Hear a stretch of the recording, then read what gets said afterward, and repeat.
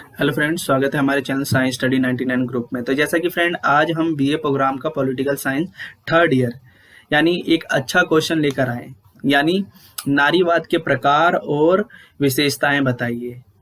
ये 20 मार्क्स का होगा और जो हमारी वीडियो है वो 6 पार्ट है। और ये अक्सर डीयू हो चाहे सोल हो, इग्नू जैसे कॉलेजेस में कई बार ये क्वेश्चन आने के चांसेस बनते रहते हैं और कई बार तो आ जाता है। लेकिन कई बार बच्चे लिख नहीं पाते, नारीवाद की डेफिनेशन तो दे पाते हैं लेकिन प्रकार विशेषताओं को अच्छे तरीके से लिख नहीं पा रहे। तो प्यारे फ्रेंड्स, यहाँ पे बताया जाता है कि नारीवाद के प्रकार और विशेषताएं। पहले हमें क्या पढ़ना है? उदारवादी नारीवाद, उसके बाद उग्रवादी नारीवाद, उसके बाद समाजवादी मार्क्सवादी नारीवाद और उत्तर आधुनिक नारीवाद पढ़ना है। और पांचवा क्या है? सांस्कृतिक नारीवाद। और छठा पर्यावरणीय पर्यावरणीय नारीवाद। एक एक करके सारे टॉपिक को हम अच्छे से समझेंगे ताकि हम अपने एग्जाम में बहुत अच्छे तरीके से लिख सकें। उदारवादी नारीवाद क्या है?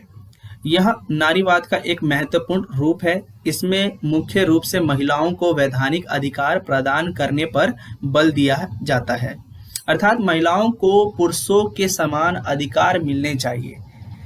महिलाओं को पुरुषों पर वर्चस्व नहीं, बल्कि महिलाओं को पुरुषों के समान अधिकार मिलना चाहिए। उन्हें शिक्षा के समान अवसर दिए जाने चाहिए, जिससे परिवार का कल्याण तथा एक स्वास्थ्य या कह सकते तथा एक स्वस्थ परंपरा का आरंभ हो सके। महिलाओं को पुरुषों की भलाई के लिए शिक्षित किया जाए, क्योंकि महिलाओं को शिक्षित करना परिवार के हित में होगा।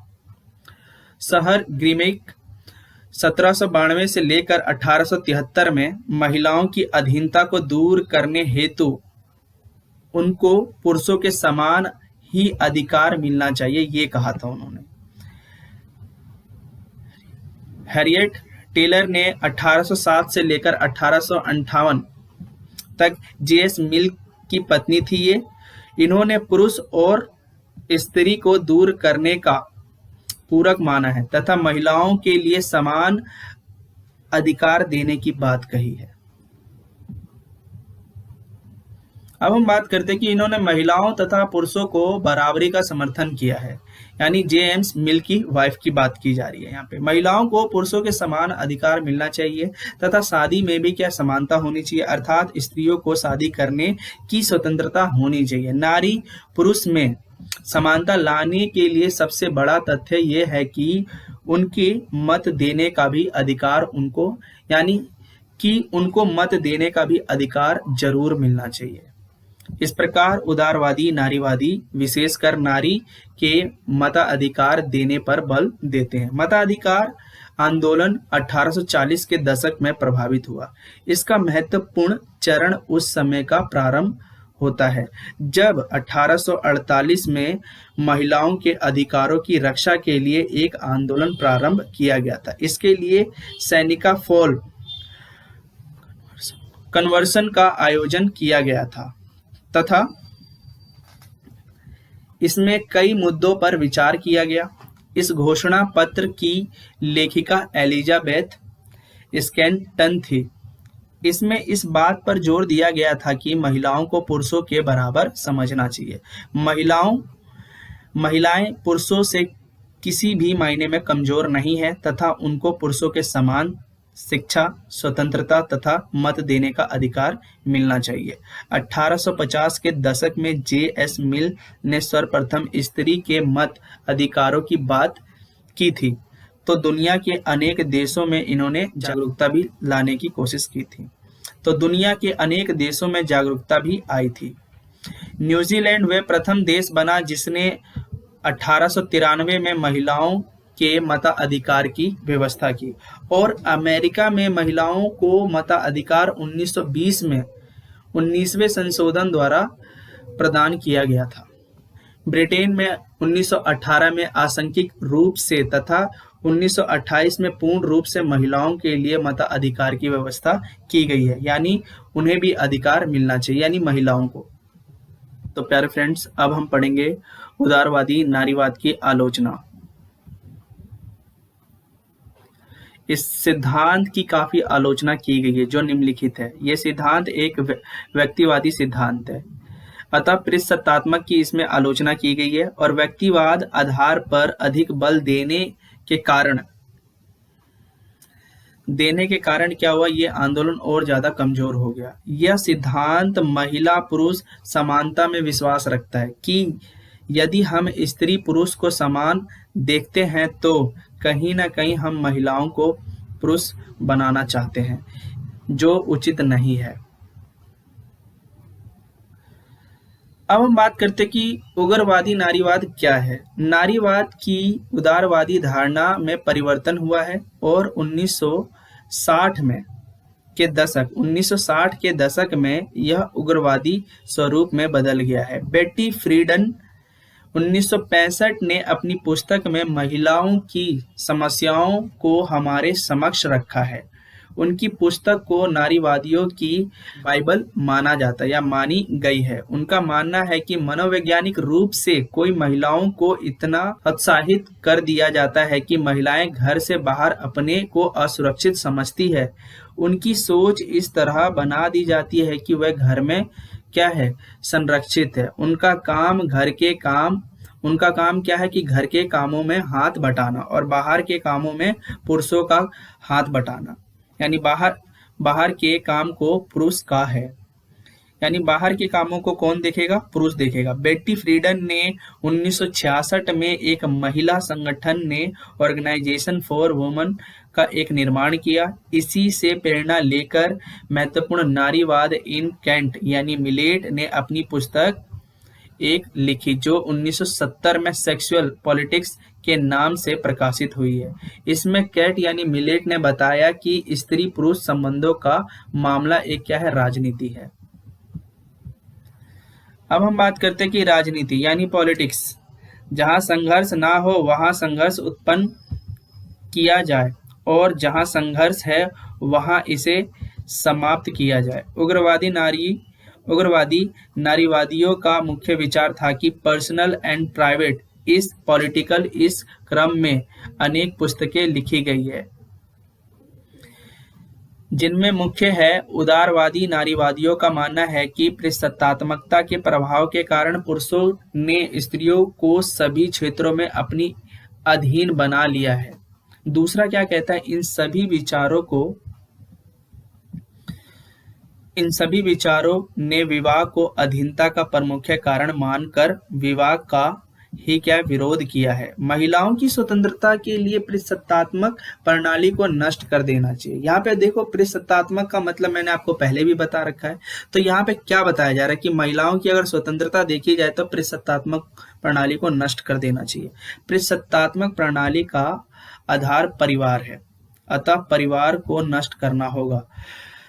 फायरस्टोन का मानना है कि महिला तथा पुरुष में जैविक अंतर बायोलॉजिकल डिफरेंस है। यदि महिलाओं को बच्चे पैदा करने से मुक्त कर दिया जाए, उन पर से पुरुषों का वर्चस्व समाप्त हो जाएगा।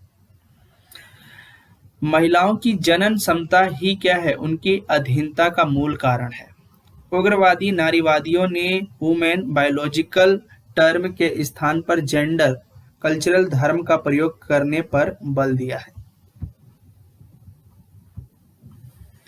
उत्तर नारीवाद क्या है? उग्रवादी नारीवादियों ने ऐसे समाज की कल्पना की है जिसमें पुरुषों का कोई हस्तक्षेप ना हो, परंतु इससे स्थिति और भी ज्यादा खराब हो सकती है। इसके कारण परिवार में बिखराव, तलाक, नशाखोरी, ड्रग्स आदि अपराधकृत कार्य में काफी हद तक वृद्धि हो जाएगी। दोबारा से उन्हीं लेखकों तथा विचारकों ने उन्होंने की रेडिकल नारीवाद का समर्थन किया था तथा उन्होंने ही परिवार का समर्थन करना प्रारंभ कर दिया। इसमें मुख्य रूप से बेटी फ्रीडन यानी जर्मेन ग्रियर आदि शामिल है। तो प्यारे मित्रों, अब हम बात करते हैं कि मार्क्सवादी समाजवादी नारीवाद विचारधारा को कैसे पढ़ना है और समझना है। तो इस विचारधारा के अंतर्गत मार्क्स का मानना है कि पूंजीवादी जो प्रणाली नारियों की अधीनता की अनिवार्य शर्त है। एजेल्स का मानना है कि स्त्री पुरुष का संबंध निजी संपत्ति पर आधारित है और पुरुष स्त्री को निजी संपत्ति मानते हैं। जो पुरुष होता है वो स्त्री को क्या मानता है? निजी संपत्ति। मार्क्सवाद का मानना है कि पूंजीवाद ही महिलाओं की ही स्थिति के लिए जिम्मेदार है।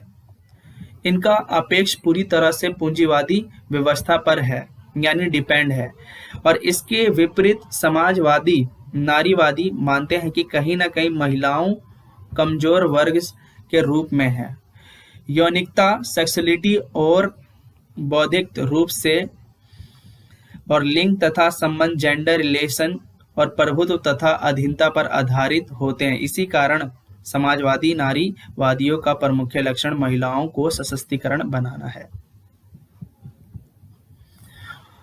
उत्तर आधुनिक नारीवाद क्या है? अगर हम प्राचीन काल में ही अगर देखें तो परंपरा तथा रूढ़िवादी मान्यताओं को प्राचीनता तथा परंपरागत के साथ जोड़ते हैं, तो आधुनिकता से तात्पर्य है कि विज्ञान व तकनीकी विकास, धर्मनिरपेक्षता तथा नगरीयकरण आदि शामिल है।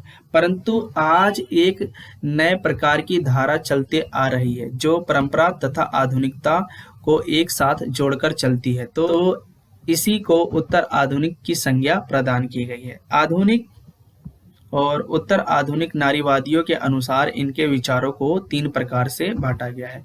तो इसमें प्यारे मित्रों क्या बताया जाता है कि उत्तर आधुनिक नारीवादों को अलग अलग रूपों में बांटा गया। पहले हम बात करते हैं प्राचीन काल में, मध्य काल में, ठीक है, और आधुनिक काल में है। उत्तर आधुनिकता ये मानकर चलता है कि कुछ भी सार्वभौमिक नहीं है, क्योंकि समय तथा परिस्थितियों के साथ साथ सभी विचार, धारणाएं और धारणाएं बदलती है। इसका तात्पर्य है कि एक शब्द का अर्थ भी समय और परिस्थितियों के हिसाब से अलग अलग हो सकता है। वही उत्तर आधुनिक नारीवाद की मान्यता है कि दुनिया की सभी महिलाओं को एक वर्ग के रूप में शामिल करना क्या है? कठिन नहीं है, क्योंकि दुनिया के विभिन्न भागों के महिलाओं की समस्या एक समान नहीं है। जैसे अमेरिकन महिलाओं और अफ्रीकन महिलाओं की जो समस्याएं हैं वो अलग अलग है, जैसे कि रंग भेद को लेकर, जैसे कि गोरा और काला।